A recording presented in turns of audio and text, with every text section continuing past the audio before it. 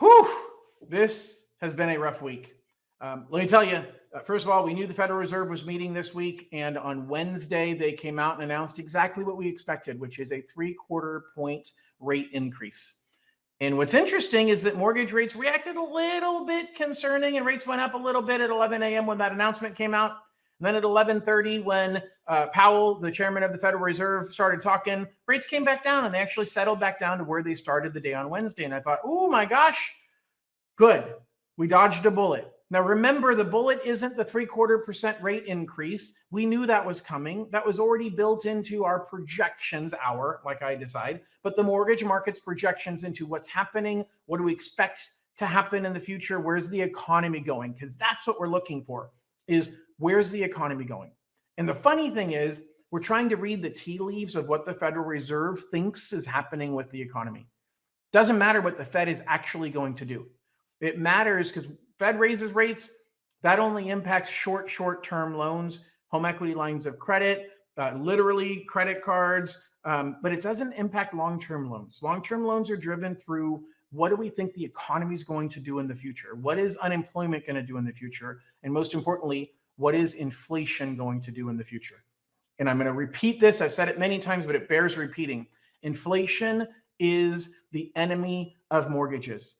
If you were to imagine that you loaned $100,000 of your own money and you were going to get $1,000 a month back in repayment on that money, great, no problem. I'm happy to do that.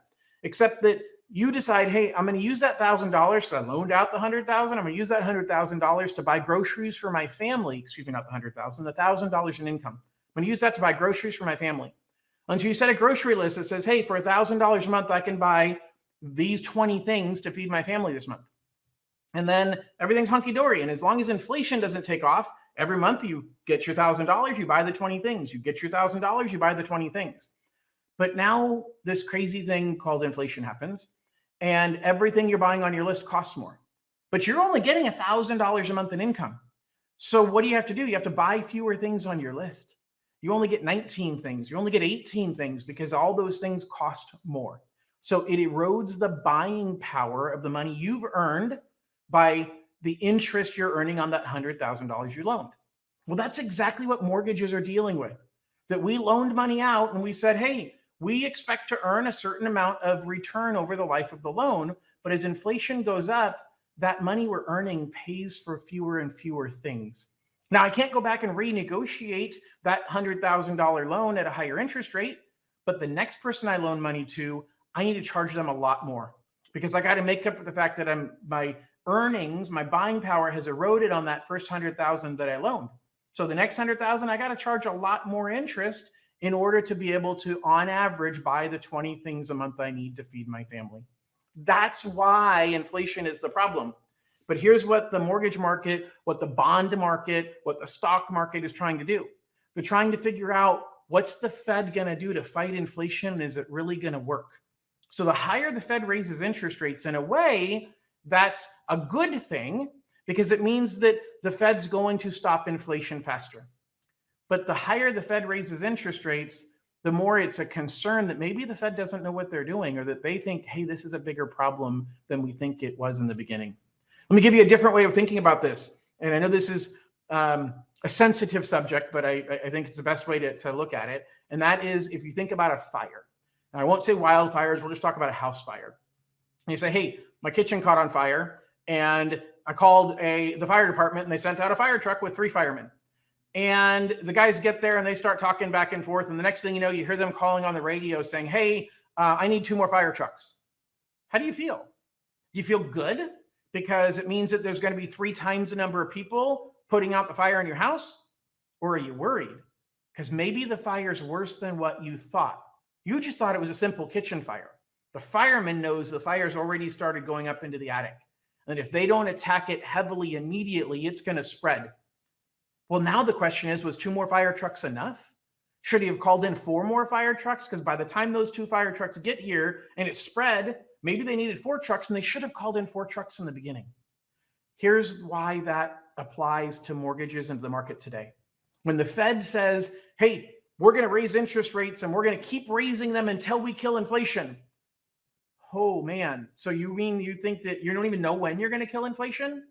Those are the things that the market's responding to, not to the fact that the Fed just raised rates by 0.75%. We're sometimes resorting to literally, hey, did the Federal Reserve Chairman lean a little to the left when he made that comment or a little to the right? Like, was he winking or smiling or was he frowning? Like, they're looking for little clues to say, how bad does he really think this is? Because he's got his finger on the market as good or better than anybody else. And if he's wavering or unsure, whew, that's scary for all of us. That's what's happening right now. What's happening right now is, I told you Wednesday things were fine. Yesterday, they were not. Yesterday was one of the worst days we've had all year. Now, I've had 3 or 4 of them all year where things have been bad, but yesterday was one of those days where interest rates climbed significantly yesterday. If it was because the Fed raised rates 0.75%, that would have happened on Wednesday, but it's not. What's happening is there's actually more fires happening in the neighborhood because Europe yesterday surprisingly started raising their rates, and the markets weren't expecting that. And so Europe's basically saying, hey, we're calling in more alarms on this fire, and you got a fire happening in the United States, and now you got a fire happening in the United Kingdom. Those are the concerns we're running into. That's what's going to create volatility in the short term. Here's the deal. I think we're headed towards a 7% mortgage rate, and I think we could push higher. I hope not, but in the short term, volatility is what it is. And it's going to be rough for the next year or so. I started to say a couple months ago that, there's signs that rates are going to drop. Matter of fact, one of my videos about 2 months ago in July, the Federal Reserve Chairman specifically said, I expect to be lowering rates starting next year. Then he turned around in August and took it back. Oh, no, I didn't mean that. Well, part of the reason is because the market is reading what he says and he's saying, hey, I expect to send some of these firemen home in the next couple of days. Well, that led everybody to believe, okay, then everything's going to be fine with inflation. I can go back to my normal activities and spending money without caring, which is how we got into the problem of inflation. And the Fed said, wait a second, I can't tell the market what I'm really thinking because otherwise they're going to go out and spend money like it's going to be here tomorrow, no problem, because I've got this under control. That's how manic the market is right now. And we're going to be in for a wild ride. So if you need good advice, I strongly suggest that you subscribe to my YouTube channel. I'm going to continue to put out regular advice like this and help guide you. Read my updates, listen to my updates, share my updates, because this is critical information that we've got to get out there. I still fully believe in the next couple of years, we're going to see rates lower than where they are now. How much lower depends on how much higher they go between now and then. Every recession in the past has led to lower interest rates at the end of the recession than the beginning. And the higher the rates go, the harder they're going to hit a recession because they're making it super expensive for everybody to do everything. And I'm kind of afraid that the Fed is treating the economy like you and I might treat our shower as we're in a rush to take a shower in the morning. And you turn your shower from off and you turn it to lukewarm, medium. And it's just taking too long to get hot. And so you're like, well, wait a second. Okay, I need to make it hotter. So you turn it a little hotter. And you're like, well, you know what? I'm just going to turn it all the way to super hot. And you hop in the shower because the water is perfect. Except 30 seconds later, it's scalding and you've burned yourself.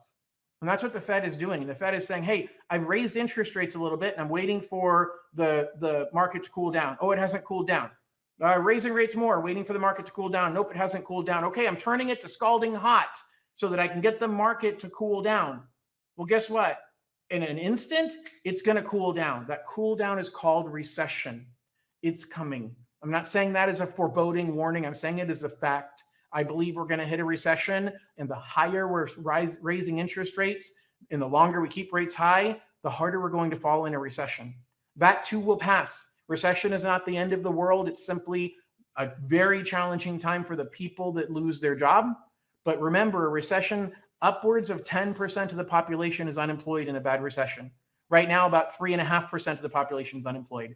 We're talking about an increase of 7 out of 100 people that might lose their job compared to what the unemployment rate today. For those 7 people, it's devastating. But for the other 93 people, or 90 people, because 3 of them already didn't have a job. The other 90 people, it's not the end of the world. And so help out those that you can help out. Put as much money away as you can right now in reserves because it is going to get tougher. But the fact is that a recession is a normal cleansing and it's part of the cycle. So don't be afraid of it. Be prepared for it. Let me know if there's anything I can do to help, and I hope you all have a wonderful weekend. Bye-bye.